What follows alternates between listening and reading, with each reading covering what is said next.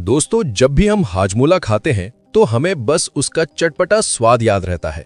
लेकिन शायद ही किसी ने कभी सोचा होगा कि इस छोटी सी गोली की असली कहानी कहां से शुरू होती है। दरअसल हाजमोला बनने की शुरुआत किसी फैक्ट्री से नहीं बल्कि खेतों से होती है। भारत के अलग अलग हिस्सों में किसान कई तरह की फसलें उगाते हैं जो बाद में हाजमोला बनाने में इस्तेमाल होती हैं। इनमें सबसे महत्वपूर्ण है जीरा। जीरे की खेती खास तौर पर गर्म और सूखे इलाकों में की जाती है। जब इसकी फसल तैयार हो जाती है तब किसान इसे सावधानी से काटते हैं और धूप में सुखाते हैं। इसके बाद जीरे को साफ करके बड़े बड़े बोरों में भर दिया जाता है। इसी तरह काली मिर्च भी उगाई जाती है जो हाजमोला को उसका हल्का तीखा स्वाद देती है। काली मिर्च की फसल पकने के बाद उसकी कटाई कर ली जाती है और फिर से धूप में सुखाया जाता है। वहीं अदरक की फसल तैयार होने के बाद अदरक को सुखाकर ड्राई जिंजर पाउडर बनाया जाता है जो पाचन के लिए बहुत फायदेमंद माना जाता है। इसके अलावा पीपली, लौंग, नमक, काला नमक, नौसादर, चीनी और नींबू का रस जैसे कई इंग्रेडिएंट भी अलग अलग जगहों से इकट्ठा किए जाते हैं। जब ये सारा रॉ मटेरियल तैयार हो जाता है तब इन्हें ट्रकों में भरकर हाजमोला की फैक्ट्री तक भेज दिया जाता है। और यहीं से शुरू होती है उस छोटी सी गोली की असली यात्रा जिसे हम बचपन से खाते आ रहे हैं। दोस्तों, आप में से लगभग हर किसी ने बचपन में हाजमोला जरूर खाई होगी। छोटी सी गोल गोली, लेकिन स्वाद इतना चटपटा कि एक खाने के बाद दूसरी खाने का मन करने लगता है। स्कूल के दिनों में दोस्तों के साथ हाजमोला बांटना, जेब में छोटा पैकेट रखना या दुकान से 1 रुपए की हाजमोला खरीदना, ये सब यादें शायद आप में से बहुत लोगों के बचपन का हिस्सा रही होंगी। लेकिन क्या आपने कभी सोचा है कि आखिर इस छोटी सी गोली में इतना जबरदस्त चटपटा स्वाद आता कहां से है और फैक्ट्री में इसे आखिर बनाया कैसे जाता है? तो चलिए आज हम आपको लेकर चलते हैं हाजमोला की फैक्ट्री के अंदर, जहां अलग अलग मसालों और आधुनिक मशीनों की मदद से तैयार होती है ये मशहूर चटपटी गोली। फैक्ट्री में सबसे पहले आता है सूखा जीरा। इसे एक बड़ी रोस्टिंग मशीन में डाला जाता है। इस मशीन के अंदर जीरे को लगभग 130 डिग्री सेल्सियस तापमान पर भुना जाता है। रोस्टिंग करने से जीरे की खुशबू और स्वाद दोनों और ज्यादा तेज हो जाते हैं। जब जीरा अच्छी तरह रोस्ट हो जाता है तब इसमें बाकी सारे मसाले मिलाए जाते हैं, जैसे काली मिर्च, ड्राई जिंजर पाउडर, लौंग, पीपली, नमक, काला नमक और चीनी।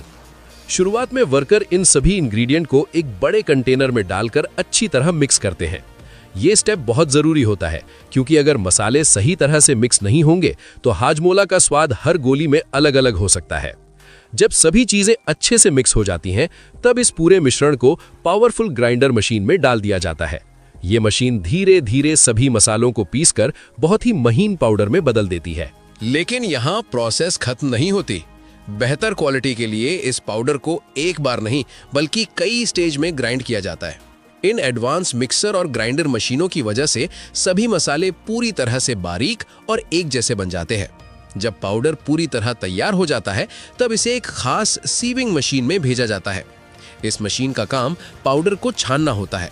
अगर पाउडर में 3 मिलीमीटर से बड़े दाने रह जाते हैं तो मशीन उन्हें अलग करके दोबारा क्रश कर देती है।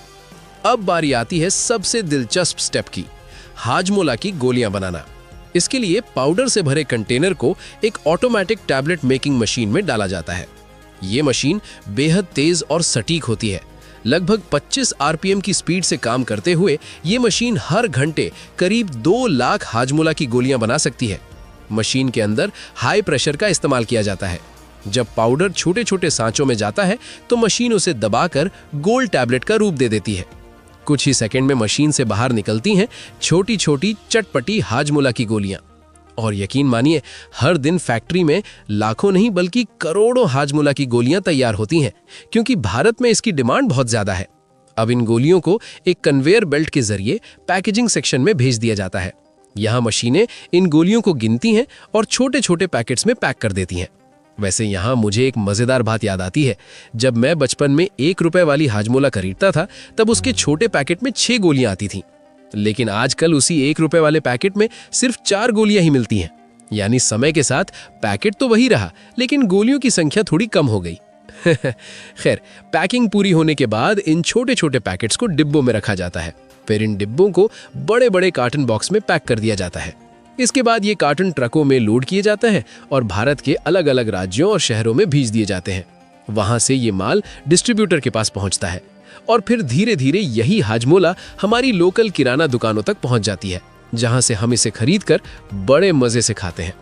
दोस्तों, आज के समय में हाजमोला कई अलग अलग फ्लेवर में भी आती है, जैसे रेगुलर फ्लेवर, इमली फ्लेवर, पुदीना फ्लेवर, अनारदाना फ्लेवर, चटकोला फ्लेवर और हींग फ्लेवर। यही वजह है कि हर किसी का अपना अपना पसंदीदा हाजमोला फ्लेवर होता है। तो अब आप हमें कमेंट में जरूर बताइए, आपका फेवरेट हाजमोला फ्लेवर कौन सा है। मेरा तो ये रेगुलर वाला है।